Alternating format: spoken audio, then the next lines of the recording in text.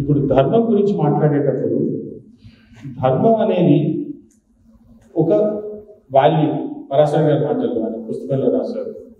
It is both spiritual and secular value. మనకి ఒక రకంగా చూస్తే ధర్మం అనేది కంపార్ట్మెంట్స్లో ఉండదు. మన వృత్తి ధర్మం అయినా పితృధర్మం అయినా ఏవైనా కానీ అది ఇంటర్లింక్డ్, అవి బ్యాలెన్సింగ్ చేసుకునే న్యాచురల్ ఎబిలిటీ మనకి మన కర్మభూమిలో పుట్టడం వల్ల భారతదేశంలో పుట్టిన వాళ్ళకి వచ్చేస్తుంది. అది చాలా న్యాచురల్ బ్యాలెన్సింగ్. అది క్రికెట్ ఆడుతూ మధ్యలో రేషన్ తీసుకురావడం అలాంటిది అన్నమాట ఈ బ్యాలెన్సింగ్.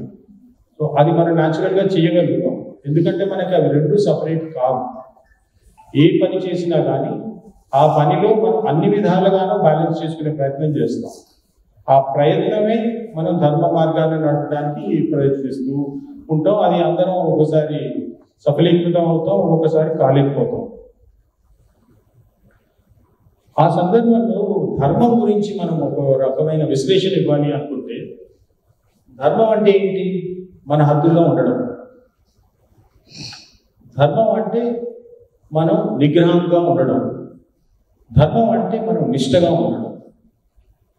అంతే కదండి. ఎక్కడైనా కానీ ఏ వ్యవహారంలో అయినా కానీ మనసా వాచా కర్మేణ అదే ధర్మం. మనసుతో కానీ వాక్కుతో కానీ మన ఆచరణలో కానీ ఎటువంటి అధర్మమైన ఆలోచనలు రాకుండా కాపాడుకోగలిగితే మనల్ని మనం సభ్యులు ధర్మ మార్గాన్ని ఉన్నట్టే. ఆ ధర్మాన్ని భీష్ముడు అనుశాసన పర్వంలో ధర్మంలో ఏమేమి ఉంటాయి అన్న ప్రశ్నకి మన ధర్మరాజు అంపశయ్య మీద ఉన్న భీష్ముల వారిని ప్రశ్నలు అడుగుతుంటారన్నమాట. ఆ ప్రశ్నలకు సమాధానాలుగా వస్తాయి. అహింస, సత్యము, కోపం లేకుండా ఉండడము, దానగుణము, ఇవి ఉంటే ధర్మంగా ఉన్నట్లే అని చెప్తారు. అంటే ఒక రకమైన మనకి ఒక ఫార్ములా ఇచ్చినట్లు అన్నమాట ఈ శ్లోకంలో. భీష్ముల వారు మహాభారతం, వ్యాస మహాభారతంలో ఉందండి. ఇంకో విషయం కూడా ధర్మరాజు చెప్తాడు ఆయన. ఇది సభాపర్వంలో జరుగుతుంది. సభాపర్వంలో ద్రౌపదిని ఏకవస్త్రగా ఉన్నప్పుడు దుశ్శాసనం తీసుకొస్తాడు. ఆవిడ అందరినీ ప్రశ్నిస్తుంది, ఏమిటి ధర్మం, ఇది ధర్మమేనా? అప్పుడు భీష్ముడు తప్పించుకోవడానికో మరి ఆయనకు తెలిసిన ధర్మము ఆ సమయంలో ఎలా చెప్తారంటే, సమాజంలో బలమైన వాడు చెప్పిందే ధర్మము, బలహీనుడు చెప్పింది ధర్మమైనా కానీ అది ధర్మం కింద చెల్లుబాటు కాదు అని. అంటే ఆయన చెప్పగానే చెప్పింది ఏంటంటే, ఇప్పుడు దుర్యోధనుడు బలంగా ఉన్నాడు, సో వాడు చెప్పిందే ధర్మం అవుతుంది, ఇప్పుడు ఇంకొకరు ఇంకో ధర్మం చెప్పే ప్రసక్తి లేదు అని. అదే సందర్భంలో కౌరవుల్లో ఒక సోదరుడు కూర్చుని ఇది తప్పు, ఇలా అనుకోవడానికి లేదు అని ధర్మం మాట్లాడతాడు. తాను విరోచనుడి కథ చెప్తాడు. విరోచనుడు అంటే ప్రహ్లాదుడి ఐ థింక్ మనవడు కుమారుడు. ఆయనకి ఇంకొక బ్రహ్మచారికి ఒక నేను గొప్ప అని ఒక పోటీ వస్తుంది. ఆ పోటీలో నిర్ణయం ఎవరు తీసుకోవాలి అన్న ప్రశ్న వస్తుంది. ఆ నిర్ణయం తీసుకునే కెపాసిటీ ప్రహ్లాదుడికి ఒక్కడికే ఉంది అంటారు. సో ప్రహ్లాదుడిని వెళ్ళి నువ్వు నిర్ణయించు, మా ఇద్దరు ఎవరు గొప్ప అన్నది, మా ప్రాణాన్ని పణంగా పెట్టుకున్నాము, ఓడిపోయిన వాడు ప్రాణము గెలిచిన వాడు తీసుకోవచ్చు అని తండ్రిగా ఆయన తప్పించుకునే ప్రయత్నిస్తారు. అప్పుడు ఆయన కులగురువు, నువ్వు రాజుగా ఉన్నప్పుడు ధర్మం కోరి వచ్చినప్పుడు ఎవరైనా ఆ ధర్మాన్ని చేయకుండా ఉంటే నువ్వు అధర్మం చేసినట్లే అవుతుంది, నీ కొడుకైనా సరే ధర్మం చేయాల్సిన బాధ్యత రాజుగా నీకుందని చెప్తారు. సో అప్పుడు ఆయన నిర్ణయం తీసుకుంటాడు. సో ఈ రోజుల్లో మనము చూస్తుంటే కొన్ని సందర్భాలలో కోర్టులలో జడ్జిలు ఈ కేసు మేము వినము అంటారు. నాకు ఈ సందర్భంలో అప్పుడప్పుడు అనిపించేది, ఒకసారి మీరు వృత్తిరీత్యా ఒక ప్రమాణం తీసుకున్న తర్వాత, ఆ బాధ్యత తీసుకున్న తర్వాత మీరు అది చెయ్యను అని అనడం సమంజసమేనా కాదా? అంటే మీరు తప్పించుకున్నట్ట మీ ధర్మాన్ని నుంచి అన్న ప్రశ్న వస్తుంది. దానికి ఆన్సర్ చెప్పేంత పెద్దవాడు నేను కాదు, కానీ ఇప్పుడున్న సమయంలో ఇప్పుడున్న కాలంలో కాలధర్మాన్ని పాటించి వాళ్ళు చేయడం సమంజసమేమో అని కూడా అనిపిస్తుంది.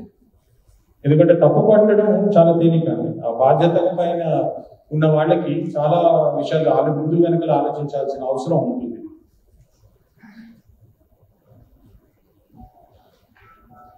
మనం ధర్మాన్ని సత్యాన్ని వేరు చేసి చూడొచ్చా? ధర్మం ఏంటి, సత్యం ఏంటి.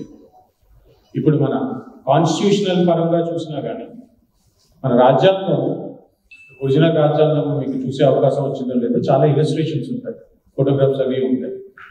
మొదటి పేజీ కాన్స్టిట్యూషన్లో సత్యమేవ జయతే అని ఉంటుంది. అంటే మన కాన్స్టిట్యూషన్ ఫస్ట్ పేజీలోనే సత్యమేవ జయతే అని రాసేసారు. అంటే మనకి సత్యం అంటే ఏంటి అన్నది నిర్వచనం మళ్ళీ ఎక్కడ దొరుకుతుంది? సత్యమేవ జయతే వచ్చింది మన పురాణ ఇతిహాసాల నుంచే. సో మన అది ఎక్కడి నుంచి వచ్చింది, అక్కడే దాని అర్థాన్ని మనం వెతుక్కోవాలి. దాన్ని బయట ప్రపంచంలో వెతికితే దానికి సరైన సమాధానం మనకి దొరకదు. సో సత్యానికి సరైన నిర్వచనం ఏమిటి అంటే ఒక 13 గుణాలను చెప్తారు సత్యానికి భీష్ములు శాంతి పర్వంలో. నేను తెలుగులో రాసుకున్నాను, అది పుస్తకంలోంచి తీసుకున్నాను. ఆ పుస్తకం నుంచి ఇంగ్లీష్లో ఉన్నది. పక్షపాతం లేకుండా ఉండడం, నిగ్రహం, క్షమ, అణుకువ, ఓర్పు, మంచితనం, పరిత్యాగం, దీర్ఘాలోచన, గౌరవం, దృఢత్వం, కారుణ్యం, అహింస, సత్యం. ఇవి 13 ఆస్పెక్ట్స్ ఆఫ్ ట్రూత్. ఇంగ్లీష్లో వాటిని చెప్పాలంటే మనకి impartiality, self control, forgiveness, modesty, endurance, goodness, renunciation, కంటంప్లేషన్, dignity, fortitude, compassion and of course truth. ఇప్పుడు ధర్మము, సత్యము అన్న వాటిలో ఈ రెండు వేరువేరా కాదా, మరి వాటిని ఎలా మనము కాన్ఫ్లిక్ట్ వస్తే ఎలా చూడాలి అన్న ప్రశ్న వచ్చినప్పుడు ధర్మాన్ని ముందుకు తీసుకెళ్లేదే సత్యం. ఒకవేళ ఏ పరిస్థితుల్లో అయినా ధర్మానికి సత్యానికి మధ్యలో మనకి ఏమన్నా అనుమానము వస్తే ఏదైతే ధర్మాన్ని ముందుకు తీసుకెళ్తుందో అదే సత్యము. దానికి మంచి ఉదాహరణ ఉంది. ఇప్పుడు ఓ బందిపోటు ఎవరినో అమ్మాయిని వెంటపడుతూ వచ్చాడు. ఒక ఆశ్రమంలో ఉన్న ఋషి చూస్తారు, తపస్సులో ఉన్న ఆయన. అమ్మాయి ఒక పక్కకి వెళ్తుంది. ఆయన చూసి వచ్చి ఎక్కడికి వెళ్ళింది అని అడిగిన అమ్మాయి వెళ్ళింది సత్యం కాబట్టి అటే చూపించాడు ధర్మమా, లేదా ఇంకో పక్కకు పంపించి అమ్మాయిని కాపాడడమా? అది సత్యం అవుతుందా, అసత్యం అవుతుందా? సో మనకి సత్యం అనేది, satyam is nothing but what furthers dharmam. It is not divide or divorced from dharmam. ఇదే సందర్భంలో మళ్ళీ కర్ణపర్వంలో కర్ణుడు యుద్ధం చేస్తున్నప్పుడు యుధిష్ఠిరుడితో ఘోరమైన యుద్ధం జరుగుతుంది. ఆ యుద్ధంలో యుధిష్ఠిరుడు కర్ణుడు ఇచ్చిన వరం వల్ల వదిలేస్తాడు, ప్రాణంతో వెళ్ళి బుద్ధిదేవికి ఇచ్చిన వరం. కర్ణుడు దగ్గర నుంచి తప్పించుకుని వస్తే అర్జునుడికి ఈ విషయం తెలుస్తుంది, యుధిష్ఠిరుడు చిక్కుకున్నాడు కర్ణుడి వల్లలో అని. కానీ ఆ వరం విషయం తెలియదు కాబట్టి ఏమైందో అని కంగారు పడతాడు. సో యుధిష్ఠిరుడిని వెతుక్కుంటూ వాడు శిబిరానికి వచ్చేస్తాడు. యుధిష్ఠిరుడు శిబిరానికి వచ్చి ఆగుతాడు. అర్జునుడిని చూడగానే యుధిష్ఠిరుడు ఓహో అర్జునుడు వచ్చాడంటే కర్ణుడిని చంపేసే వచ్చాడని ఊహించుకుంటాడు. మనం ఊహించేసుకుంటాం కదా, అలానే యుధిష్ఠిరుడు వారు కూడా అలానే ఊహించేసుకుంటారు. ఊహించేసుకుని ఆహా నువ్వు కర్ణుడిని చంపొచ్చావా అని పొగుడతాడు. అప్పుడు అర్జునుడు లేదు లేదు నీకేమైందో చూద్దామని ఆకృత ఆపుకోలేక వచ్చాను, నేను యుద్ధం వదిలేసి వచ్చానంటాడు. అప్పుడు ఇంకిన అన్ని అనాల్సిన మాటలు, అనకూడని మాటలు ఇంక అర్జునుడు అంటాడు, నిన్ను నమ్ముకుని యుద్ధానికి వస్తే నువ్వు నన్ను చూడ్డానికి రావడానికి వాడు అక్కడ చావు కొట్టి పంపిస్తే నువ్వు అణిగొట్టకుండా అని తిట్టడం వదిలి ఇక గాంధీవాడు ఎందుకు తీసి పారేయంటాడు. వెంటనే అర్జునుడికి ఇంకో ఉక్రోషం వస్తుంది. తన ఖడ్గాన్ని తీయడం మొదలెట్టాడు. కృష్ణుడు వారు చూస్తున్నారు, ఏమైంది ఖడ్గం తీస్తున్నావు ఏంటంటే, నేను గాంధీవధారిగా ఉన్నప్పుడు నా గాంధీవాన్ని తీసి పారేయమన్న వాటిని నేను చంపేస్తానన్న వ్రతం తీసుకున్నాను. ఇప్పుడు నేను ఆ సత్యవాక్కుని చేసిన వాడిని అవుతాను. ఇప్పుడు నేను యుధిష్ఠిరుడిని చంపాలంటాడు. ఇప్పుడు కృష్ణుడు అంటాడు, ఇది ఎక్కడ పోవాలండి బాబు, మిమ్మల్ని యుద్ధానికి తీసుకొచ్చి వాళ్ళని చంపమంటే మీరు ఒకరినొకరిని చంపుకుంటానంటే ఎట్లా కుదురుతుంది అంటే, మరి నేను అసత్యం పలికిన వాడు నా మాటలు నిలుపుకోకపోతే అంటాడు. అయితే సరే నీకు లోపాకారమైన ఉపయోగం చెప్తాను అంటాడు. ఏంటి అంటే, నువ్వు ఆయన చంపాలన్నావు కదా, పెద్దల్ని గౌరవించదగిన వారిని అగౌరవంగా మాట్లాడితే వాడిని చంపినట్లే అంటాడు. అందుకని మనకి ఇటు పక్కన ఆంధ్రాలో అక్కడ మీరు అనే అంటాం, పెద్దలని అమ్మనే నువ్వు అంటాం, కానీ నాన్నగారిని కదా మీరనే అంటాం మనం. సో అమ్మతో ఉన్న చదువుతోనో ఏదో కానీ. సో ఆ మీరు అని పలకరించి సంబోధించాల్సిన పెద్దలని నువ్వు అంటే అది ఆయనని సంహరించినట్లే ఒక రకంగా. సో నువ్వు ఆ మాటను చాలు అంటాడు. ఆ మాట అన్న వెంటనే మళ్ళీ అర్జునుడికి పశ్చాత్తాపం వచ్చేస్తుంది. దేవుడానికి అన్నయ్యని నేను ఇంత మాట అనేసాను, ఇప్పుడు నేను ఆత్మహత్య చేసుకుంటాను అంటాడు. ఓరిని ఇప్పుడు ఇది ఎక్కడికి వెళ్ళరా బాబు, కళ్ళకు ఆత్మహత్య చేసుకుంటానంటే ఎలా అంటారు. సో అప్పుడు కృష్ణుడు అని ఇంకో లోపాకాయని చెప్తాడు. సరే ఆత్మస్థుతి చేసుకో, నిన్ను నువ్వు పొగడుకో, అది ఆత్మహత్యతో సమానం అని చెప్తారు. సో మనకి ఆత్మస్థుతి ఇప్పుడు రోజు టీవీలోనూ వాటిలో బాగా కనిపిస్తుంటుంది. నాకు అది చూసినప్పుడు లేదు గుర్తొస్తుంది, ఆత్మస్థుతి అంటే వీళ్ళు ఎన్ని ఆత్మహత్యలు చేసుకుంటున్నారా అని. సో అది సో మనకి ధర్మము, సత్యము, అసత్యము అన్న వాటికి మనకి ఇప్పుడు 100 అబద్ధాలైనా చెప్పి పెళ్లి చేయమంటారు. అది ఎక్కడి నుంచి వచ్చిందా అన్నది మీకు ఎవరికైనా అవగాహన ఉందో లేదో కానీ అది కృష్ణుడు గారు చెప్పారండి. మహాభారతంలోనే ఉంది దానికి కూడా రెఫరెన్స్. ఎప్పుడైనా కొన్ని పరిస్థితుల్లో ప్రాణాపాయకారానికి, వివాహ విషయంలోనూ అబద్ధం చెప్పొచ్చని శ్లోకం ఉంది. సో మనకు అబద్ధం చెప్పడానికి కూడా ఒక అథారిటీ శ్రీకృష్ణుడు వారే ఇచ్చేటారు, ఎటువంటి పరిస్థితుల్లో కూడా చెప్పొచ్చు అన్నది. సో దాంట్లో మనం అర్థం చేసుకోవాల్సింది ఏంటంటే ధర్మము, సత్యము అన్నవి రెండింటిని బ్యాలెన్స్ ఎలా చేసుకోవాలి అన్నది. ఒకవేళ మనకి ఆ రెండింటిలోనూ ఏదైనా వ్యత్యాసం కనిపించినా, ఇంబ్యాలెన్స్ కనిపించినా అది ఎలా బ్లెండ్ చేసుకోవాలి అన్నది మనం అర్థం చేసుకోవాలి. అది ఒక రకమైన విజ్డమ్ అండి, అది అనుభవంతో రావాల్సిందే, జీవితానుభవంతోనే వస్తుంది. అది కూడా అదొక ఫార్ములా లాగా చెప్తే వచ్చేది కాదు. కాకపోతే మనం ఆత్మావలోకన చేస్తున్నాం, ఆత్మచింతన చేస్తుంటేనే ఆ అర్థమయ్యే అవకాశము వస్తుంది. ఇప్పుడు ఈ ధర్మము, సత్యము అన్న దాని నుంచి మన రాజ్యాంగంలోకి వస్తే, మన రాజ్యాంగము ఒక్కొక్కళ్ళు ఒక్కొక్క రకంగా చూస్తారు. నా ఉద్దేశంలో సనాతన ధర్మము ఈజ్ అందరినీ కలుపుకునేది, వసుదైక కుటుంబకం అనుకునే ధర్మం. అది ధర్మమే, అది ఒక రకమైన వెస్టర్న్ కాన్సెప్ట్లో వచ్చిన రిలీజియన్ కాదు. అదొక మార్గం, జీవన మార్గం. నేను ఇలా ఉంటాను అనుకోవడం అది మనకి వేదాల నుంచి, మన ఉపనిషదుల నుంచి, మన ఋషుల నుంచి, మన పెద్దల నుంచి మన పరిస్థితులని, దేశ కాల పరిస్థితుల్ని బట్టి ఎలా ఉంటే మన జీవనానికి, మన శరీరానికి అనుకువగా ఉంటుంది, సమాజానికి అనుకూలంగా ఉంటుంది, దేశానికి అనుకూలంగా ఉంటుంది, మన విశ్వానికి అనుకూలంగా ఉంటుందో అన్నది అర్థం చేసుకుని వచ్చిన ఒక జీవన సరళత. ఇప్పుడు మన వ్యాక్సిన్ మైత్రి చూడండి, కరోనాలో దేశంలో అందరికీ వ్యాక్సిన్ వచ్చినాయి, మన ప్రపంచంలో పేద దేశాలకు కూడా వ్యాక్సిన్ ఇవ్వగలిగాం. ఎందుకంటే దేవుడు అక్షయ పాత్ర ఇస్తాడండి ఇచ్చేవాడికి. అది ఎలా నిండుతుందో దేవుడే చూసుకుంటాడు. ఇవ్వాలన్న మనసు మనకు ఉండాలే కానీ అది ఖచ్చితంగా వస్తుంది. మనకి త్రివిక్రమ్ గారు కలేజా సినిమాలో చూపిస్తాడు, మహేష్ బాబు డబ్బు గురించి అడుగుతూ ఉంటాడు, తన కోసం అడిగితే వాడు పోరాటం పని చేసుకోలేమో అంటాడు. ఆ పిల్లడికి పాల్గొంటానన్నా నాకు వాడు 10 రూపాయలు ఇచ్చేస్తాడు. అది ఎందువల్ల అవుతుంది? మనం మనస్ఫూర్తిగా ఇంకొకరి కోసం ఏదన్నా చేద్దాం అనుకుంటే అది తప్పకుండా జరుగుతుంది. అదేమవుతుందంటే నాకు తెలిసినంత వరకు దైవం మనుష్య రూపేణ అంటారు. మనకి నిమిత్త మాత్రులం అంటాం. దైవము మనం నిమిత్తం అయిపోతే అన్యదా శరణం నాస్తి త్వమేవ శరణం మమ అనుకునే పద్ధతిలో అబ్సల్యూట్ సరెండర్ కాన్సెప్ట్లోకి వెళ్ళిపోతే మనం ఒక ఇన్స్ట్రుమెంటాలిటీ ఆఫ్ గాడ్ అవుతాం. హిందీ ఆనంద్ రిషికేష్ ముఖర్జీ గారి సినిమాలో కూడా అంటాడు, హమ్ కట్పుతులి హే జాంపరా అని. అందులో కూడా ఏమవుతుందంటే అప్పుడు మన పాత్రని మనం నిర్వర్తించగలుగుతున్నాం. పరోపకారార్థం ఇదం శరీరం అని మన శివి చక్రవర్తి అయినా కానీ, దధీచి మహర్షి అయినా కానీ, మన శరీరం అన్నది మన కోసము, మన మోక్ష మార్గానికి వెళ్ళేందుకు, ఆ తర్వాత పరోపరంగరానికి మనకు వచ్చేట్టుగా ఉండాలి. మనకున్న చతుర్ముఖ పురుషార్థాలు, ధర్మార్థ కామ మోక్షాలు ధర్మం ముందు వస్తుంది. ఆ ధర్మపరంగానే మన అర్థము, కామము, ఆ తర్వాత మోక్షము. అర్థము, కామం అనేది సామాజికమైనవి, ఇహలోకానికి సంబంధించినవి.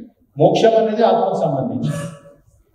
సో మనకి రాజ్యాంగంలోనే మీలో చాలా మందికి తెలిసే ఉంటుంది, సత్యమేవ జయతే చెప్పాను, కాన్స్టిట్యూషన్లో మొదటి పేజ్లోనే వస్తుంది. మన హైకోర్ట్స్కి మోటో కూడా సత్యమేవ జయతే, వేరే ఇన్స్టిట్యూషన్స్ కూడా సత్యమేవ జయతే. సుప్రీంకోర్టు వరకు వచ్చేసరికి, ఇది నాకు పరాశర్ గారు ఇచ్చిన జ్ఞానమేనండి, నేను కూడా అబ్జర్వ్ చేయలేదు అంటారు, ధర్మం రక్షతి యతో ధర్మస్ తతో జయ అంటారు సుప్రీంకోర్టు మోటో.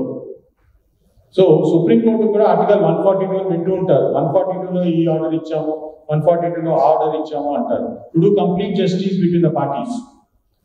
అంటే justice is a concept which is different than education in accordance with law and evidence అన్నది ఒక ఎక్నాలెడ్జ్మెంట్. ఆ ఎక్నాలెడ్జ్మెంట్ తోని ఒక జ్యుడిషియల్ కాన్షియస్ తో ఆ జడ్జి గారికి ఈ కేసులో ఇది చేయడమే ధర్మము అనిపించినప్పుడు ఆ పవర్ ని వాడాలి అని కాన్స్టిట్యూషన్ ఫ్రేమర్స్ ఇచ్చారు.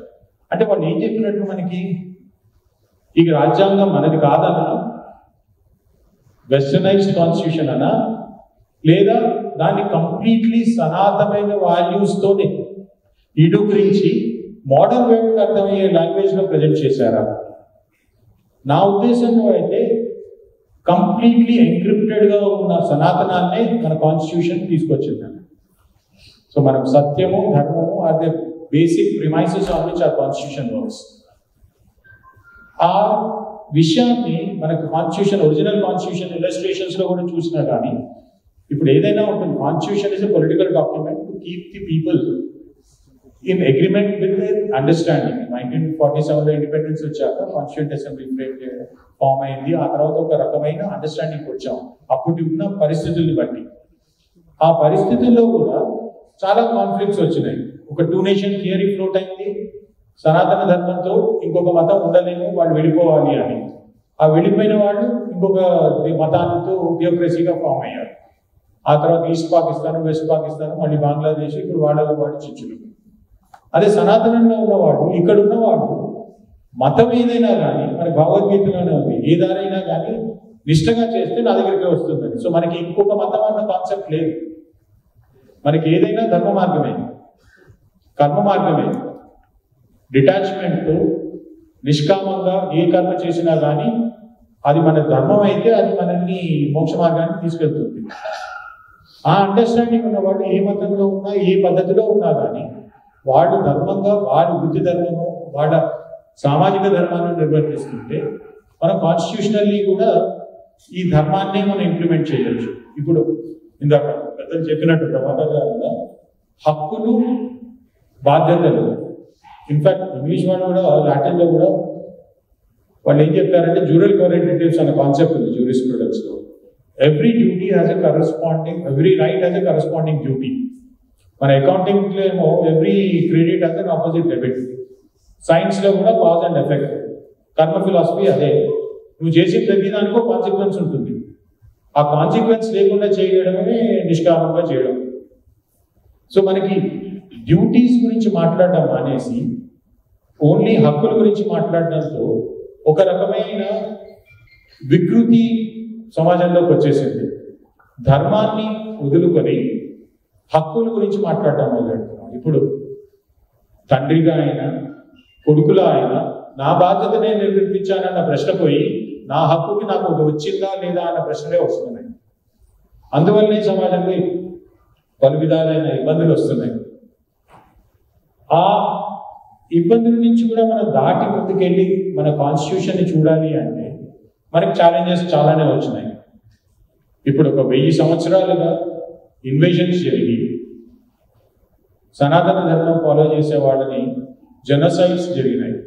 ఇన్ఫాక్ట్ విల్ డ్యూరెంట్ గారి స్టోరీ ఆఫ్ సివిలైజేషన్ 2 చాప్టర్స్లో ఆయన ఇండియా గురించి మాట్లాడతారు. వాళ్ళు అబ్రహమిక్ ఫెయిత్స్ రెండింటి గురించి కూడా అంటే వాళ్ళు క్రైస్ట్ పేరు మీద ఇండియాలో చేస్తున్నది అసలు క్రైస్ట్ ఒప్పుకుంటాడా అని వాళ్ళు చేసే హింస.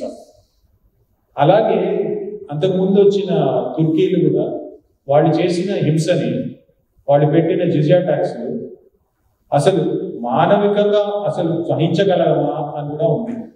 సో అలాంటివన్నింటినీ కూడా తట్టుకొని నిలబడి మనకి కాన్స్టిట్యూషన్ని మనం ఏర్పరచుకున్న తర్వాత మనకు వచ్చిన ఛాలెంజెస్ ఏంటి? అప్పట్లో కూడా మనం వదులుకొని కొన్ని ఉన్నాయి మనకు మూలమైనవి, మోక్షదాయకమైన ప్రదేశాలు. మనకి అయోధ్య, కాశీ, మథుర, ఇలా పలు పుణ్యక్షేత్రాలు ఉన్నాయి. అవి క్షేత్రాలు, అది ఒక స్వయంభూ క్షేత్రాలు, స్వయంభూ స్థలాలు మనకి. ఎందుకంటే భారతదేశమే పుణ్యభూమి. ఈ దేశంలో పుట్టడమే ఒక గొప్ప పుణ్యం. చేసుకుంటే కానీ కుదరదు. అందరూ ఇక్కడ పుట్టలేదు, పుట్టినా కానీ ఇక్కడ ఉండలేదు.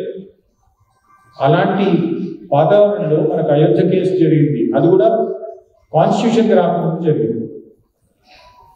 22nd, 23rd December 1949లో ఆ డిస్ప్యూటెడ్ స్ట్రక్చర్ సెంట్రల్ రూమ్ కింద రాముల వారి, రామ్లాల చిన్నప్పుడు రాముల వారి విగ్రహం ప్రతిష్ట, అది కనిపించింది అని అక్కడ కానిస్టేబుల్ చెప్తాడు. రాత్రి పూట వచ్చేసిందని. అప్పటి నుంచి అక్కడ పూజలు చేయడం మొదలెట్టి ఇంకా అప్పుడు గవర్నమెంట్ కంట్రోల్లోకి తీసుకుంది ఆ ప్లేస్ని. 16 జనవరి 1950 మొదటి సూట్ ఫైల్ అయింది. ఏమని?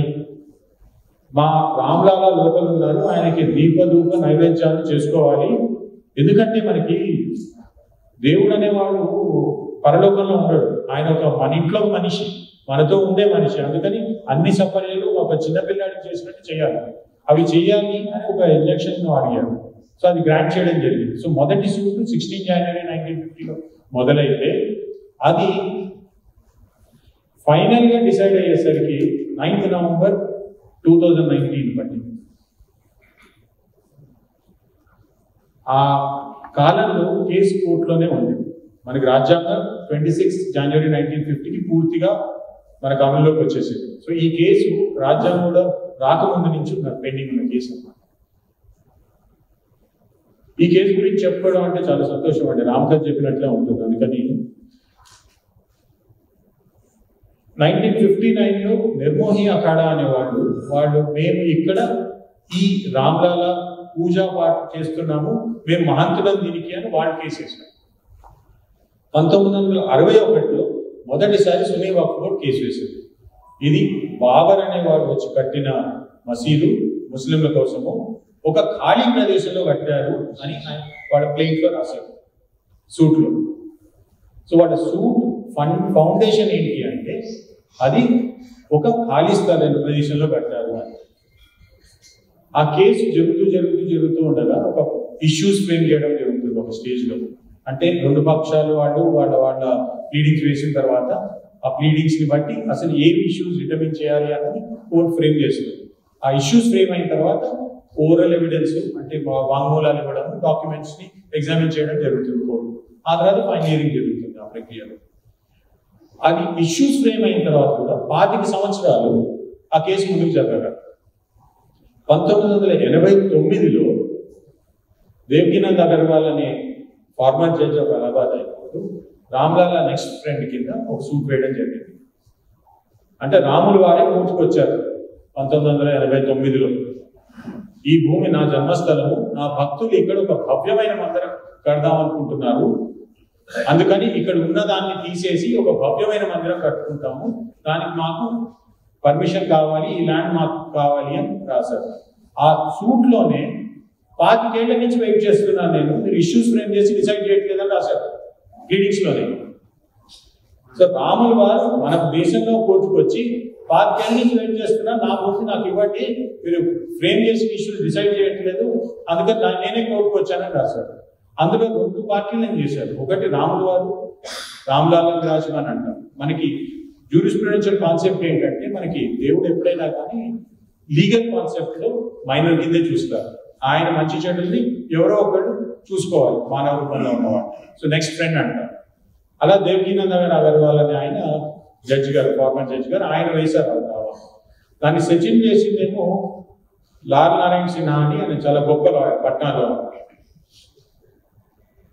ఆయన సెటిల్ చేసిన సూట్ని మెల్లగా అది కదలడం మొదలెట్టింది. 1992లో ఒక చిన్న ఇన్సిడెంట్ జరిగింది. ఇది నాకు చంపద్రాయ్ గారు చెప్పింది.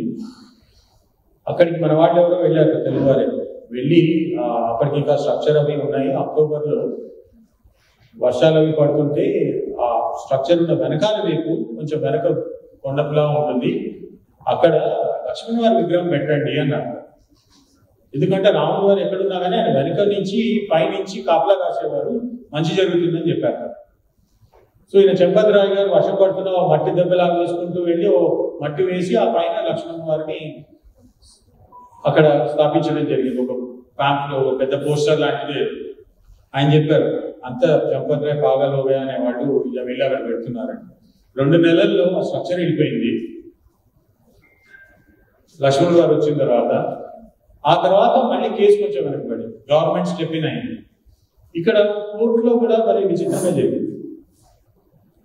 ఏమైందంటే మొత్తం ఏరియాని గవర్నమెంట్ టేక్ ఓవర్ చేసేసి ఇంకా సూట్స్ గీట్స్ అన్ని ఎవేట్ అయిపోతాయి 91లో. సో దాన్ని ఛాలెంజ్ చేశారు. అలహాబాద్ హైకోర్టులో కొంతమంది హిందువులు చేశారు, ముస్లిమ్స్ సుప్రీంకోర్టులో కూడా చేశారు, అలహాబాద్ హైకోర్టులో చేశారు. అది మొత్తం మొహమ్మద్ ఇస్మాయిల్ ఫారూఖీ అనే కేసులో సుప్రీంకోర్టు ఆ సమయానికి పార్లమెంట్ ప్రెసిడెంట్ కూడా ఒక రెఫరెన్స్ పంపించారు. అసలు ఇది డిస్ప్యూట్ ఎవరిది, ఈ స్థలం ఎవరికి జరగాలి అన్నది. పివి నరసింహారావు గారి గవర్నమెంట్ సుప్రీంకోర్టుని అడిగింది, మీరు చెప్పండి, డిసైడ్ చేసి ఇష్యూని మేము రిజాల్వ్ చేయడానికి లేదంటున్నారు, మరి ఇది ఎవరు చేశారు, ఏం చేయాలి అని. సో సుప్రీంకోర్టు అప్పుడు ఏమందంటే సూట్స్ అన్ని అబైట్ అవుతాయని పార్లమెంటరీ ఎనాక్ట్మెంట్ వచ్చింది. అబ్బాయి సూట్లు అబైట్ అవ్వడానికి కుదరదు, judicial power is exclusively with judiciary. Parliament cannot actually sit and adjudicate మన కాన్స్టిట్యూషన్ లో. అందుకని ఇది ఓన్లీ ట్రయల్కి వెళ్ళాలి. అండ్ అందులో మైనారిటీ వ్యూ ఉంది ఇస్మాయిల్ ఫారూఖీలో. జస్టిస్ వరుజా గారు రాశారు, అహ్మదీ గారి కోసం కూడా. వాళ్ళు ఏమన్నారంటే సైంటిఫిక్ ఆర్కియలాజికల్ ఎవిడెన్స్ ద్వారా చేయాలి ఇది అన్నారు. ఆర్కియలాజికల్ ఎవిడెన్స్ అనేసరికి నేను అప్పుడు లేని కేసులో, సో నేను విన్నది ఏంటంటే మన వాళ్ళు కొంచెం భయపడ్డారు. రాముడు పుట్టాడన్న నమ్మకం ఉంది, కానీ మనకి ఇప్పుడు ఎవిడెన్స్ తీసుకున్నామంటే అక్కడ ఏముందో లేదో ఎవరికి తెలియదు, రాముడు వస్తాడో లేదో తెలియదు. అంటే మన వాళ్ళు ప్రహ్లాదుని మర్చిపోయారు, ఇందుగలడు అందులేడన్న సందేహం కలదు అని. అక్కడ వెతకడం మొదలెడితే ఏఎస్ఐ వాళ్ళు ఫస్ట్ ప్రిలిమినరీగా సోలార్ డ్రైవ్ టెక్నాలజీతో చేశారు, కింద ఏమో స్ట్రక్చర్స్ ఉన్నాయని. ఆ తర్వాత కోర్టు కంప్లీట్ ఎక్స్కవేషన్ చేయండి ఆ ఏరియా మొత్తం అన్నారు. అప్పటికి స్ట్రక్చర్ లేదు. సో మొత్తం ఎక్స్కవేట్ చేసుకుంటూ డీటెయిల్డ్ రిపోర్ట్స్ ఇచ్చారు.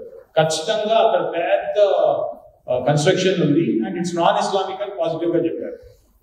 అప్పట్లో మన దేశంలో ఇంకా సెక్యులరిజం అనేది ఒక వికృత రూపంలోనే ఉంది. సో ఒక వికృత విశ్లేషణతో ఉన్న సెక్యులరిజంలో దానికి ఒక చిన్న బిడ్డగా చెప్పాలి. సెక్యులరిజం అనేది మన దేశంలోకి అసలు సంబంధం లేదండి. సనాతన ధర్మంలో మీరు ఎట్లా ఉన్నా కానీ మనకి ఏమి ఇబ్బంది లేదు. చార్వాకులు ఉన్నారు, బుద్ధులు ఉన్నారు, జైనులు ఉన్నారు, వేదాన్ని నమ్మిన వాళ్ళు ఉన్నారు, నమ్మని వాళ్ళు ఉన్నారు, నిష్టగా స్వార్థం చేసేవాళ్ళు ఉన్నారు, చేయని వాళ్ళు ఉన్నారు. సో ఎవరైనా కానీ కలిసి ఉండొచ్చు, మనకి ఏ పద్ధతి అయినా కానీ నడుస్తుంది. విగ్రహారాధన చెయ్యొచ్చు, లేదా విగ్రహం లేకుండా యోగ ద్వారానే మనము మన ప్రయత్నాలు చేసుకోవచ్చు మోక్షాన్ని, లేదా ఏమీ లేదని నమ్మచ్చు, సుఖంగా ఉంటాను వాళ్ళే అందరూ రేపు లేదు అనుకునేవాళ్ళు. అలాంటి చోట ఈ సెక్యులరిజం కూడా ఎందుకు వచ్చింది, ఎక్కడి నుంచి వచ్చింది అన్నది ఒక చిన్న రీసెర్చ్ మొదలెట్టారు. ఫ్రెంచ్ వాళ్ళు వాళ్ళకి ఆ చర్చ్ కంట్రోల్ మీద వెగటు పుట్టి, అదేమైందంటే ఎన్లైట్మెంట్ పీరియడ్, ఇండస్ట్రియల్ రెవల్యూషన్ లో ప్యారలల్ గా బ్యాక్గ్రౌండ్ లో జరుగుతుంది. 15th, 16th, 17th centuries Europe లో సైన్స్ ప్రోగ్రెస్ అయిపోయింది. వాళ్ళ బైబిల్లో చెప్పిన దానికి సైన్స్ కి కొంత కుదరడం మాని ఇర్రికన్సైలబుల్ గా తయారైపోయింది వాళ్ళ సైన్స్ రిలీజన్. ఆ ఇర్రికన్సైలబిలిటీ నుంచి వచ్చింది laicite form of separation of church from the political and secular aspects of human life. అదొక పద్ధతి. అయితే యూకేలో సెక్యులరిజం ఎలా వచ్చింది అంటే చర్చ్ గవర్నమెంట్ ఇది అయిపోయింది. So the queen becomes the head of the church. So what ఒకటి యాంటీ గాడ్ ఫ్రెంచ్ మోడల్, ఇది with God UK model. US లో కూడా దాదాపు అలానే ఉంది. ఇస్లామిక్ థియోక్రసీ లో మనకి సెక్యులరిజం అనే ప్రాబ్లమే ఉంది. ఈ సెక్యులరిజాన్ని మనకి ఉన్న ఇంటలెక్చువల్స్ ఆ సెక్యులరిజాన్ని తీసుకొచ్చి వికృతంగా ఇంటర్ప్రిట్ చేసింది ఏంటంటే హిందువులకి యాంటీ గాడ్. సో వాళ్ళ వేదాన్ని, వాళ్ళ సంస్కారాన్ని, వాళ్ళ రిచువల్స్ ని హీనభావంగా చూడాలి, వాళ్ళ లిటరేచర్ ని మనం పక్కకు తోయాలి. సెక్యులరిజం పేరు మీద మీ భాషని, మీ లిటరేచర్ ని పక్కకు తోయాలి, మన కల్చర్ ని, సివిలైజేషన్ పక్కకు తోయడమే వాళ్ళకి అర్థమైన సెక్యులరిజం. అదే సెక్యులరిజము వేరే మతాలకు వచ్చేసరికి వాటిని యూకే మోడల్లో తీసుకెళ్ళిపోయారు. అది ప్రొటెక్ట్ చేయాలి, ప్యాటర్నైజ్ చేయాలి. సో మన కాన్స్టిట్యూషనల్ ఇంటర్ప్రిటేషన్ కూడా ఆర్టికల్ 25, 26, 29, 30 గురించి మనం వింటున్నప్పుడు ఆ రెండు విషయాలు వస్తున్నాయి. హిందువులకు ఒక రకమైన సెక్యులరిజము, దాని డెఫినేషన్ మారిపోతుంది, వేరే వాళ్ళకి ఇంకో రకమైన సెక్యులరిజం. ఈ రికన్సైలబుల్ ఇంటర్ప్రిటేషన్స్ తో మన సమాజం నడిచింది కొంతకాలం. అది ఇప్పుడు తగ్గిపోతుంది. ఎందుకంటే సోషల్ మీడియా వల్ల కానీ, మనకున్న పొలిటికల్ స్ట్రెంగ్త్ వల్ల కానీ, ఎప్పుడైనా కానీ పొలిటికల్ స్ట్రెంగ్త్ ఉన్నప్పుడు కల్చర్, సివిలైజేషన్ ఫ్లరిష్ అవుతాయి, లేకపోతే డెసిమేట్ అవుతాయి. పొలిటికల్ విల్ లేకపోతే, పొలిటికల్ విల్ డెసిమేట్ చేయడానికి 1000 సంవత్సరాలు ప్రయత్నించింది, కాలేదు. ఎందుకంటే మనది సనాతనం, అంతం లేనిది, ఆరంభం లేనిది. సో ఒక మనిషి తీసుకొచ్చింది కాదు, ఒక మనిషి తీసేయగలిగింది కాదు. అటువంటి బ్యాక్గ్రౌండ్ లో మనకి ఇంటర్ప్రిటేషన్ జరిగినా కానీ ఒక గిల్ట్ ఫీలింగ్ తీసుకొచ్చారు మనకి. మన హక్కు కోసం మనం ముందుకు వచ్చి అడిగినా కానీ వీడేంటి అన్యాయం చేస్తున్నాడు అన్నట్టుగా. సో ఇప్పుడు ఎలా అయిపోయిందంటే చిన్న కొడుకు ముందు చేస్తున్నారు, పెద్ద కొడుకు ఒక స్టేజ్ తర్వాత నా సంగతి ఏంటి అని అడిగితే నేను తప్పరా నువ్వు అలా అడుగుతున్నావు అని అన్నట్టుగా తయారైపోయింది. సో హిందువులు పెద్ద కొడుకులు మీరు ఏం చేసినా భరించాలి, చిన్న కొడుకు ఎంత అరాచకం చేసినా తప్పదు భరించాలి. అరే వాడు చిన్నవాడు, అది కుదరదు కదా ఒక స్టేజ్ తర్వాత. మన సమాజంలో కూడా అదే జరిగింది. 2014లో అదే బయటకు వచ్చింది. మనకి సోషలిస్టులు, కమ్యూనిస్టులు, కామ్రేడ్లు చాలా కష్టపడ్డారు విప్లవం తేవాలని. వాడు సక్సెస్ఫుల్ అయ్యారండి మన దేశంలో. కాకపోతే విప్లవం వాళ్ళకి ఎదురుగా వచ్చింది. వాళ్ళను పుక్కిటి వేడగా పీకి పారేసేందుకు వచ్చింది. ఎందుకంటే వాళ్ళకున్న హిపోక్రసీని ఎక్స్పోజ్ చేసింది. రాజగోపాలాచారి గారి పుస్తకం ఉంది హిందూ థాట్స్ అని. అందులో ఆయన వేదాంతం అనే రిలీజన్ గురించి మాట్లాడతారు. ఆయన విగ్రహారాధన అవి కాకుండా వేదాంతం గురించి మాట్లాడతారు, ఉపనిషత్ జ్ఞానం గురించి మాట్లాడతారు. ఆయన అక్కడ కాంట్రాస్ట్ చేస్తారు వెస్టర్న్ రిలీజన్స్ అండ్ మన సనాతన ధర్మం వేదాంతం. ఇక్కడ 2 కాన్ఫ్లిక్టింగ్ యాక్సియమ్స్ ఉండవు. సూర్యుడు తూర్పులో ఉదయిస్తాడు అనేది యాక్సియం, రాముడు అయోధ్యలో పుట్టాడు అనేది యాక్సియం. మన కోర్టులో ప్రూవ్ చేసుకోవాల్సిన పరిస్థితి. ఆ యాక్సియమ్స్ లో మనకి సైన్స్ కి మన సనాతనానికి కాన్ఫ్లిక్ట్ లేదు. కాకపోతే వేరే గ్రంథాల్లోకి వెళ్తే భూమి గుండ్రంగా ఉండదు, బలంగా ఉంటుంది అని ఉంటుంది. అది రికన్సైలర్. ఒకసారి సైన్స్ ఇవాల్వ్ అయిన తర్వాత మనకి వెనక్కి వెళ్ళడం అనేది జరగదు. అక్కడ మీకు హిపోక్రసీ వస్తుంది. ఎందుకంటే ఒక పుస్తకం మీరు సైన్స్ పరమే ఇంకోటి నమ్ముతున్నారు. ఆ 2 వారు రికన్సైలర్.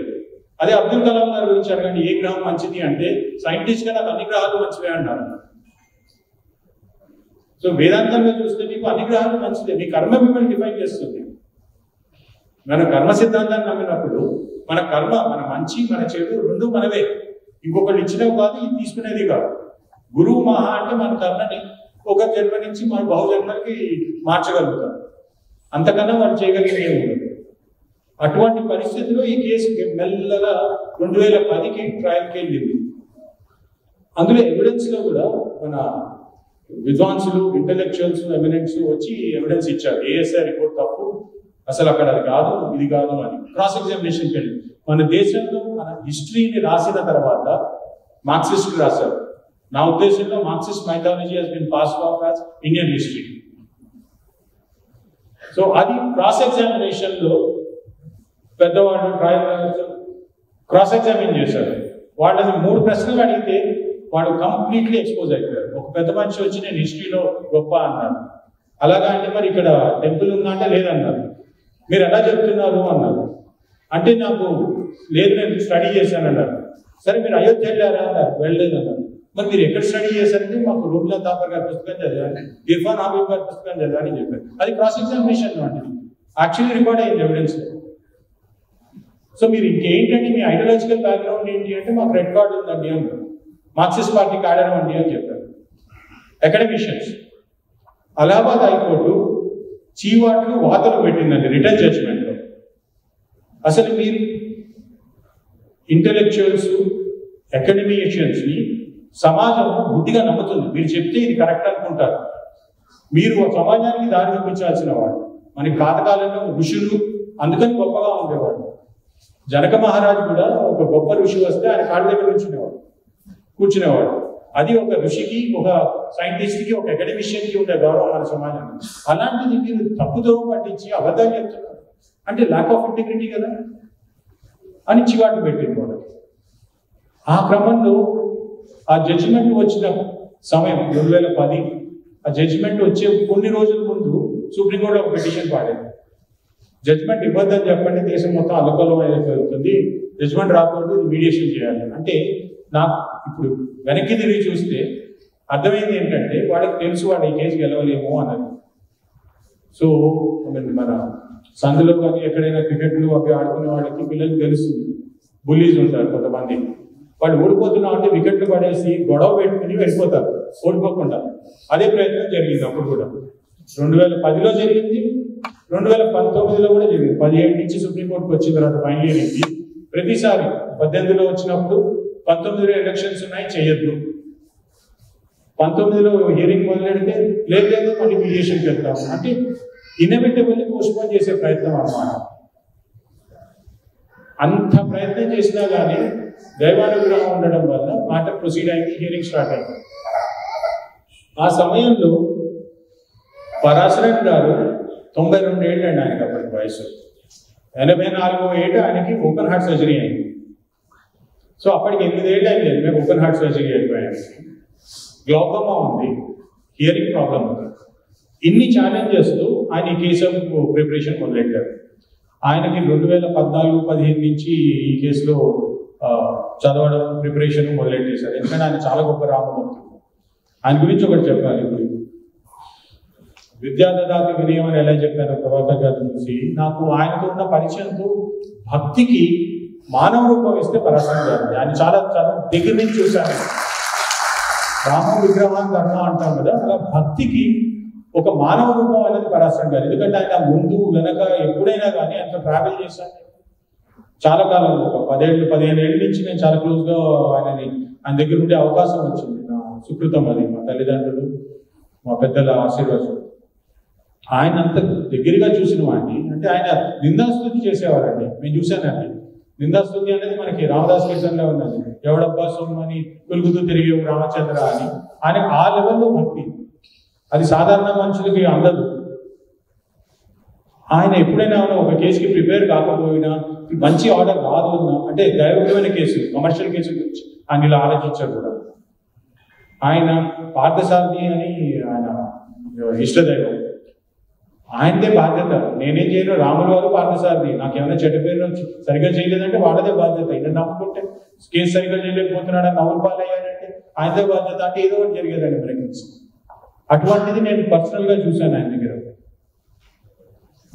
అటువంటి మనిషి కాన్ఫరెన్స్లో మొదలెట్టిన తర్వాత ఒకరోజు ఆయన చాలా మన ఇంట్లో ఒక తాతగారు లాగా సరదాగా నవ్వుతూ జోకులు వేసుకుంటూ, ఆయన మీద కూడా మేము జోకులు వేసుకుంటాం. అంత చనివిచ్చే పెద్ద మనిషి ఆయన, గొప్ప ఆయన. ఇవాళ ఎంత జరుగుతుందో తెలుసా అన్నారు కాన్ఫరెన్స్కి వెళ్తే. నాకు తెలియలేదు ఏమైంది సరే అదంటే, నేను మాట్లాడుతున్నాను వినిపిస్తుందా, నాకు హియరింగ్ ఎయిడ్స్ లేవు ఇవాళ అన్నారు. రాముడు వారు నాకు శక్తి ఇచ్చారు అని చెప్పారు.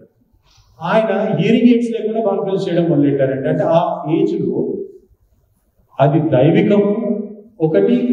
ఆయన మనశ్శక్తి ఎంత ఉందంటే ఆ ఎనర్జీస్ని మొత్తం ఒక్కసారి పికప్ చేసుకున్నారు ఆ కేసు చేస్తున్నంత రోజు. ఒక అద్భుతమైన అనుభూతి అండి అది. 40 రోజులు కేసు జరిగింది. సో నా వరకు నేను 2017లో ఆయన ఉడికనే కలవడానికి వెళ్ళేవాడిని. నాకు ఆయనను కలిసే అవకాశం వెతుక్కుంటూ ఉంటాను. క్రితం నెలే ఆయన వెళ్ళి కలవడం జరిగింది చెన్నైలో.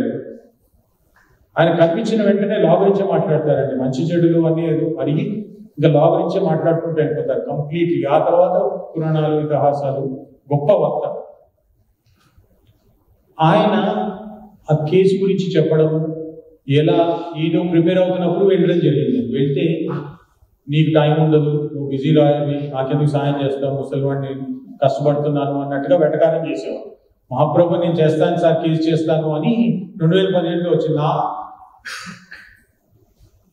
నాకు ఆ కేసులోకి వెళ్ళడానికి కారణం 2017లో కూడా పరాశరన్ గారితో టైం దొరుకుతుందేనండి. రాముల వారు ఎలా భక్తే, కానీ ఈ ఇష్యూ మీద నాకు అసలు ఎటువంటి అవగాహన లేదు 2017 దాకా. 2017లో మొదటిసారి హియరింగ్ స్టార్ట్ అయింది. అప్పుడు కూడా ఒడి మీద కూర్చుందండి, నీళ్ళలో గల ఆనెస్ట్లీ.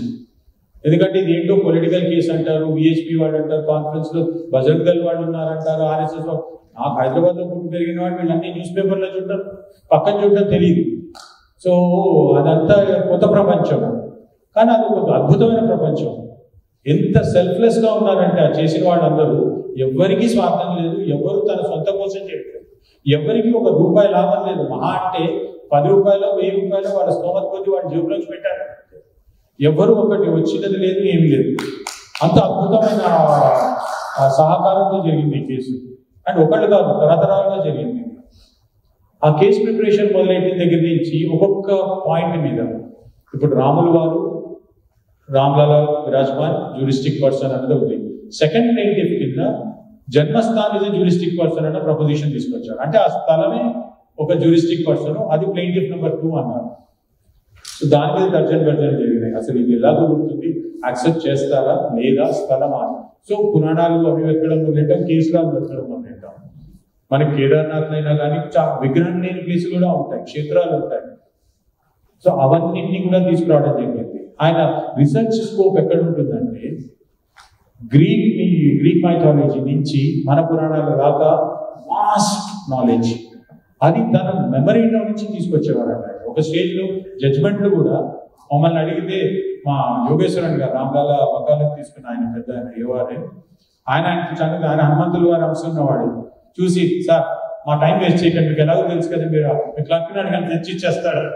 ఆయన మా నాన్నగారు కూడా నన్ను ఇలా దబాయించలేదు అనేవాడు. అలా జడ్జిమెంట్ తీసిచ్చేవాడు. ఆయన గాల్లో నుంచి చెప్పినట్టు ఆయన మెమరీలో నుంచి ఈ జడ్జిమెంట్ ఈ జడ్జి రాశారు, ఇది బ్యాక్గ్రౌండ్, ఈ జడ్జిమెంట్ ఈ పారాగ్రాఫ్ లో ఇక్కడ ఈ పాయింట్ ఉంటుంది అని మొత్తం చెప్పేస్తారు మెమరీ నుంచి. ఆయన మెమరీ ఈజ్ ఫినామినల్. అటువంటి మెమరీతో ఆయన ప్రిపేర్ అయ్యడం మొదలెట్టారు. ఆ ప్రిపరేషన్లో కూడా ఎంత డీప్గా వెళ్తారంటే ఒక రోజు ఒక ప్రశ్న వచ్చింది, ఇప్పుడు రఘువంశంలో ఎవరైనా ఉన్నారా, సో దానికి ఆయన రీసెర్చ్ చేసి చెప్తానన్నారు. సో కాళిదాస్ రఘువంశం తీసుకురావాల్సి వచ్చింది. నాకేదో పుస్తకాలు సరదాతో కంప్లీట్ వర్క్స్ ఆఫ్ కాళిదాస్ తీసి పెట్టుకున్నాను. సో అది తెప్పించు అని చెప్పి అందులో చూపించి మా జూనియర్ ఒక అమ్మాయితో మొత్తం పెడిగ్రీ టేబుల్ వేయించామండి రఘువంశం నుంచి. అది వేసి మర్నాడు కోర్టు స్టేట్మెంట్ ఇచ్చామని నేను చెక్ చేసుకున్నాను. సో ఇక్కడ దాకా కాళిదాస్ చెప్పాడండి, ఆ తర్వాత ఇంకెవరో అన్నారు ఈ ఇష్యూ వచ్చింది కాబట్టి రాజస్థాన్లో మేము కుషిడి వంశం వాళ్ళు ఉన్నాము అని అది పేపర్లో వచ్చింది. సో అటువంటి డెప్త్కి వెళ్ళేవారు. ఆ పాయింట్ మెరిట్స్ మీద ఏం సంబంధం లేదు, జడ్జి గారు అడిగారు కాబట్టి దానికి సమాధానం చెప్పే బాధ్యత ధర్మం మనకున్నది అని ప్రకటించారు. ఆ కేసు మొదలయ్యే ముందు వాళ్ళకి ఆయనకున్న అనుభవంతో ఒకటి ఖచ్చితంగా చెప్పారు, అటువైపు నుంచి ఏదో ఒక రకమైన పేచీ వస్తుంది, హియరింగ్ ముందు జరగకుండా ఏదో గొడవ జరిగేట్టుగానో లేకపోతే మనలో మాట అనడమో జరుగుతుంది, మనం రియాక్ట్ అవ్వకూడదు అని ఒక రూల్ పెట్టారు. సో అటు నుంచి ఇంకా స్లెడ్జింగ్ అనుకోండి, అది ఏదో ఒకటి జరుగుతుండేది, ఏదో ఒక మాట అనడము, రూడ్గా మాట్లాడటము. అంటే ఈయన పెద్ద ఆయన 92 ఏళ్ళు ఆయన వైద్యనాథన్ గారు ఉన్నారు. ఒక వాట్సాప్ లిజెండ్ నడుస్తూ ఉంటుందండి, ఆయనతో నేను చెప్పాను. పరాశరం గారు చెప్పులు వేసుకోకుండా అట్లా చేశారండి, అది పరాశరం గారు కాదండి వైద్యనాథన్ గారు. ఆయనే అన్నారు నేను కాదు కదా వైద్యనాథన్ కదా అని. కాకపోతే వాట్సాప్లో మేము కూడా చూసుకున్నాం, నాకు తెలిసిన వాళ్ళకి చెప్పాను నేను అది కాదండి వైద్యనాథన్ గారు చెప్పులు వేసుకునేవారు కాదండి. ఈ కేసు పరాశరం గారు పూర్తి కేసు ప్రిపేర్ అయినా ఎవిడెన్స్ అని చాలా వాల్యూమ్స్ ఉంటాయి. సో ఆయన వయసు దృష్ట్యా నేను చేయగలుగుతానో లేదు, నేను ఉంటానో లేదో ఈ కేసు కంప్లీట్ అయ్యేంత వరకు అన్న భయం కూడా ఉండేది, దానికి కూడా ప్రిపేర్ అయ్యారు.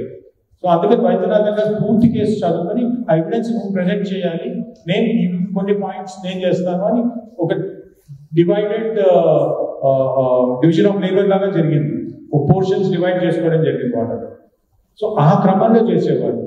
వైద్యనాథన్ గారు కూడా అంటే ఒకసారి వాళ్ళు ఆవుతో వెళ్ళారు గుడి కట్టక ముందు, చాలా కాలం ముందు టెంట్లో ఉండేవారు రామ్లాల. అక్కడ ఆ దృశ్యం చూసిన వాళ్ళకి మటుకు చాలా బాధేస్తుందండి. రామ్లాలని ఆ టెంట్లో చూసిన వాళ్ళకి ఆవిడ అక్కడ చూసి తట్టుకోలేక బ్రేక్ డౌన్ అయిపోయారు.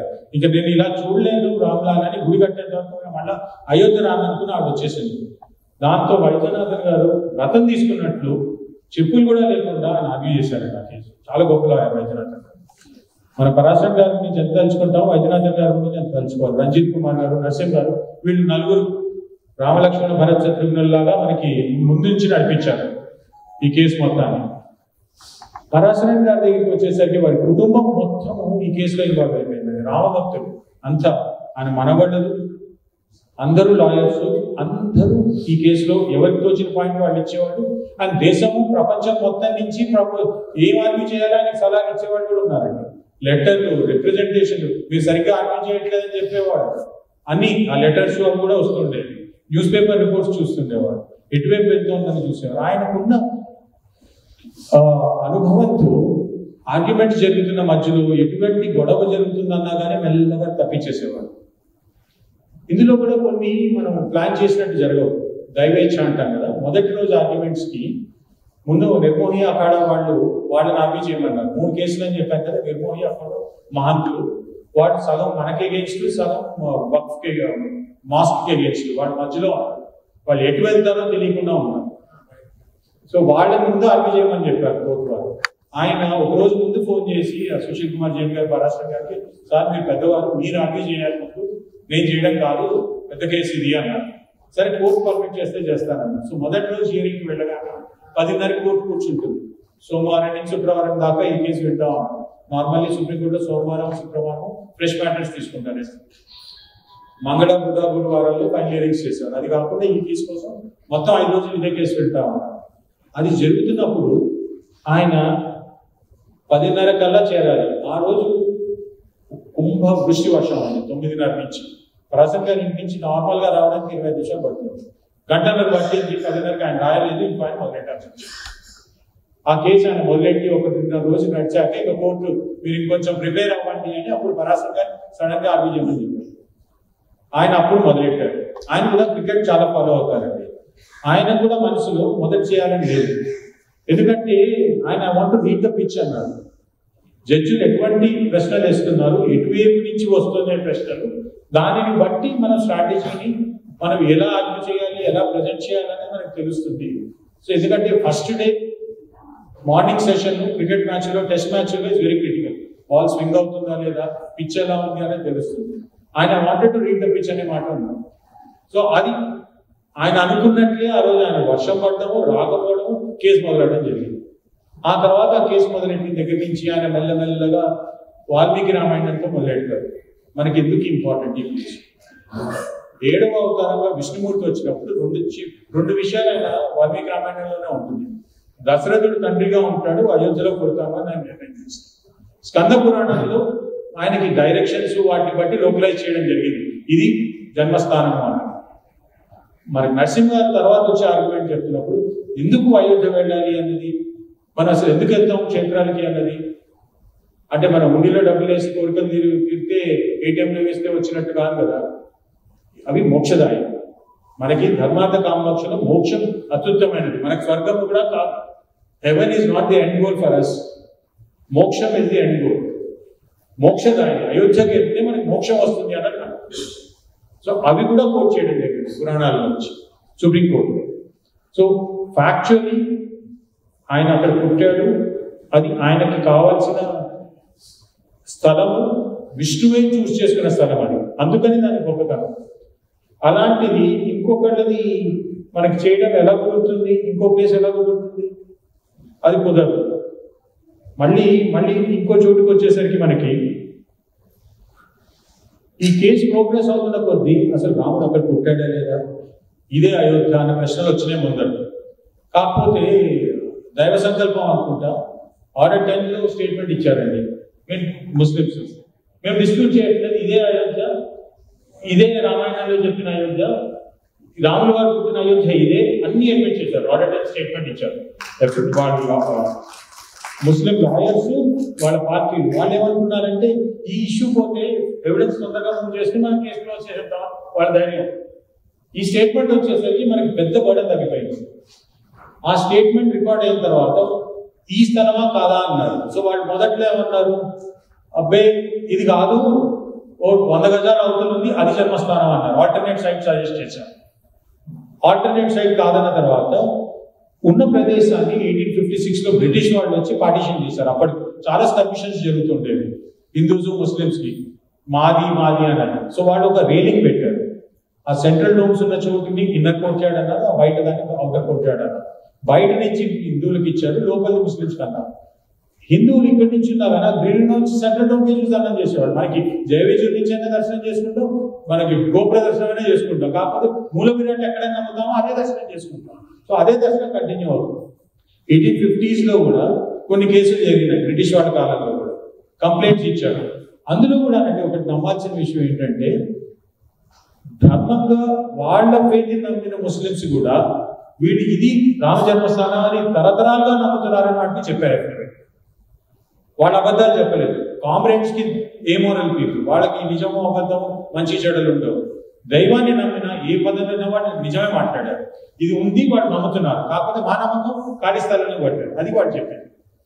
అదే స్టేట్మెంట్ ఇక్కడ కూడా కంటిన్యూ. ఆ తర్వాత ఏఎస్ఐ రిపోర్ట్ వచ్చాక వేరే స్ట్రక్చర్ ఉంది అనేసరికి కామ్రేడ్స్ వచ్చేసి అబ్బాయి అది ఖాళీ స్థలం కాదు, అక్కడ కింద ఈద్గా ఉందన్నారు. సో అబ్దుల్ నజీర్ గారు మన గవర్నర్ గారు ఆయన ప్రశ్న అడిగారు, ఏంటి మరి ఈద్గాన్ పాలు కొట్టేసి మీరు మసీద్ కట్టారంటారా? ఈద్గా షేప్ కూడా ఉండగా మరి ఆయన పూజ చేసేది ఎక్కడి నుంచి సంబంధిస్తారని ప్రశ్నలు అడిగారు. వాటి జవాబు లేదు. అండ్ ఈ ప్రాపర్టీ వక్ఫ్ ప్రాపర్టీ అయినప్పుడు ముత్తవల్లి ఎవరు, అసలు సూట్ ఎలా మెయింటైనబుల్ అని అడిగారు. సో పరాశరన్ గారు లేదంటే టెక్నికల్ ఏమంటే mister Parasaran is the first step in how can they pursues with ముత్తవల్లి. సునీల్ ఒక్కొక్కటి పర్సూ చేస్తుంది. ఆ ప్రాపర్టీ వర్క్ అయితే ముత్తవల్లి లేకుండా దే కెనాట్ రిప్రజెంట్. ఆ క్వశ్చన్ బెంచ్ నుంచి వచ్చింది, నాకు సమాధానం లేవు. ఏఎస్ఐ రిపోర్ట్ వచ్చిన దానికి అబ్జెక్షన్స్ ఇవ్వాలి. సిపిసి ఆర్డర్ 26 ప్రకారం అబ్జెక్షన్స్ లేవు. ఎక్స్పర్ట్స్ క్రాస్ ఎగ్జామిన్ చేయలేదు. సుప్రీంకోర్టులోకి వచ్చాక అబ్బాయి ఇప్పుడు అవకాశం ఇవ్వండి, మేము వెళ్ళి చేస్తా ఉన్నాం, ఇంక ఇప్పుడు చేయడానికి లేదని చెప్పారు. సో అంటే అటువంటి ఎవిడెన్స్తో ఈ కేసు కంటెస్ట్ చేయడం జరిగింది. ఒక రకమైన మీడియా క్యాంపెయిన్స్ రన్ అయిపోయినాయి. అరే ఇది సరిగ్గా ఇవ్వలేదు జడ్జిమెంట్, ఇన్కన్సిస్టెన్సీ అన్నారు. నాకు ఆ జడ్జిమెంట్ నిజమైనప్పటి నుంచి కూడా నమ్మకం ఏంటంటే లా ప్రకారం ఇస్తే ఈ కేసు మనం పూర్తిగా గెలుస్తామని. అండ్ అదే జరిగింది. ఎందుకంటే 5 జడ్జిలు ఏక అభిప్రాయంతో ఇచ్చారు ఈ జడ్జిమెంట్. ఎందుకంటే లీగల్లీ వాళ్ళ కేసు ఏంటి, the Masjid was built on a vacant land. అది వేకెంట్ ల్యాండ్ కాదు, ఫస్ట్ గ్రౌండ్ లో పోయింది. అది వేకెంట్ ల్యాండ్ కాదన్నప్పుడు అది ఇస్లామిక్ స్ట్రక్చర్ కాదు, నాన్ ఇస్లామిక్ స్ట్రక్చర్ ఎవిడెన్స్ వచ్చింది. నాన్ ఇస్లామిక్ స్ట్రక్చర్ వచ్చినప్పుడు షరియా లా ప్రకారం కూడా to be a place of worship, it has to be owned by the person, the waqif, who is dedicating it to God Almighty. A dedication ఏది evidence లేదు. But dedicate చేశారా, అసలు ఆయన owner ఆ ల్యాండ్కి అంటే ఓనర్ కాదు, ఆక్యుపైయర్ అని వాళ్ళు ప్లేన్ లో రాశారు. బాబర్ ఇన్వైటెడ్ అండ్ ఆక్యుపైర్ అవుతున్నారు. ఆక్యుపైర్ ఓనర్ కాదు, ఓనర్షిప్ లేదు, డెడికేషన్ లేదు. సో షరియా లా ప్రకారం ఇది మాస్ కాదు అని కొంతమంది ఆర్గ్యూ చేయడం జరిగింది. సుప్రీంకోర్టు మేము థియోలాజికల్ క్వశ్చన్స్ లోకి వెళ్ళము, ప్రాపర్టీ ఇష్యూ కింద డిసైడ్ చేస్తాం. సో నేను చెప్పొచ్చేది ఏంటంటే అది ఒక రకమైన ఫండమెంటల్ గా ఇస్లామిక్ లా ప్రకారము అది మసీద్ కాదని ఆర్గ్యుమెంట్ వచ్చింది, దానికి జవాబు లేదు. సివిల్ లా ప్రకారం కూడా మీరు అక్కడ నమాజ్ చేశారా అంటే సుప్రీంకోర్టు స్టేట్మెంట్ ఏం చెప్పారు, 1857 ముందు అసలు మేము అది మసీద్గా వాడినందుకు ఎటువంటి ఎవిడెన్స్ లేదు అనేది స్టేట్మెంట్ రికార్డ్ అయింది supreme court. There was no evidence of any worship by the Muslims prior to 1857. So మరి డిస్ప్యూటింగ్ 1528 నుంచి 1857 దాకా ఎవరు వాడుతున్నట్టు, ఒక పక్కన ఎవిడెన్స్ ఏంటి, ముస్లిమ్స్ కూడా టైమ్స్ ఇమ్మెమోరియల్ నుంచి అంటే 100 సంవత్సరాల నుంచి హిందువులు అది నమ్ముతున్నారు. వాళ్ళు పాల్గొట్టారు, అదేదో కట్టారు, కానీ వాడినట్టు ఏం ఎవిడెన్స్ లేదు. సో ఇటువంటి ఎవిడెన్స్ లేని కేసులో 70 ఏళ్ళు పట్టింది. అది ఛాలెంజ్. కాన్స్టిట్యూషన్, ధర్మము ఛాలెంజ్ అంటే ఇది. ఇప్పుడు ఇది ఒకటే ప్లేస్ కాదు, మనకి చాలా ప్లేసెస్ ఇలాంటివి ఉన్నాయి. ఇప్పుడు ఒక సనాతన ధర్మంగా మనము ఏమడుగుతున్నాము, మా స్థలాలు మాకు ఇచ్చేయండి, మీది మేము అడగట్లేదు. అన్డిస్ప్యూటెడ్ గా మా స్థలాలు, మీరు లోపలికి వెళ్ళి చూస్తే అక్కడ శివలింగాలు కనిపిస్తాయి, మనకి లోటస్ కనిపిస్తాయి, మన శిల్పాలు కనిపిస్తాయి. అవేమి విగ్రహారాధన విరుద్ధమైన మతాల్లో ఉండడానికి లేదు. అయినా కానీ ఇవ్వకుండా ఉండడానికి కారణం ఏంటి అన్నది మనం ఆలోచించాలి. అది వికృతమైన సెక్యులరిజం వల్ల చాలా కాలం గడిచిపోయింది. ఇప్పుడు మనం కోర్టుకు వెళ్ళి కాశీలో కానీ వేరే చోట కానీ కోర్టుకు వెళ్తే ప్లేసెస్ ఆఫ్ వర్షిప్ యాక్ట్ అంటున్నారు. మీకు గుర్తుందో లేదా, అయోధ్య కేసులో ఎక్విజిషన్ అయినప్పుడు ఏమంటారు, ఇది కోర్టే డిసైడ్ చేయాలని ఆర్గ్యూ చేశారు. గవర్నమెంట్ టేక్ ఓవర్ చేయడం తప్పు అని యాక్ట్ ఛాలెంజ్ చేశారు. సూట్స్ అబైట్ అవుతుందన్న ప్రొవిజన్ సుప్రీంకోర్టు కొట్టేసింది. ఇప్పుడు మనం కోర్టుకు వెళ్తే మీరు కోర్టుకు వెళ్ళడానికి లేదంటారు. ఇది ఇన్కన్సిస్టెంట్ స్టాండర్డ్. సో ఇది of course courts will decide in due course. ఇటువంటి ఛాలెంజెస్ మధ్యలో సనాతన మళ్ళీ నా ఉద్దేశంలో రామజన్మభూమి జడ్జిమెంట్ వచ్చిన రోజున ఆ సైక్లికల్ గా ఏదైతే జరుగుతుందో పైకి కిందకి వెళ్ళడంలో మనం మళ్ళీ పైకి వచ్చే సమయం వచ్చింది. ఖచ్చితంగా ఇప్పుడు ఇక మనం పైకి వెళ్తాం తప్పితే కాలచక్రంలో మనకి ఆ 1000 సంవత్సరాల ఇబ్బందులు ఏమైనా ఉన్నాయో అవి తగ్గిపోతాయి. నేతృత్వం బాగుంది, మనందరం సమిష్టిగా ఉండి ధర్మాన్ని సత్యాన్ని మనకి దృక్పథాలుగా పెట్టుకుంటే ఖచ్చితంగా మన జీవితాల్లో హక్కులు కాదు ధర్మాన్ని నమ్ముకుంటేనే సమాజం, దేశము చాలా సుఖంగా ఉంటాయి. అని మన ధర్మాన్ని మనం పాటించగలుగుతాం.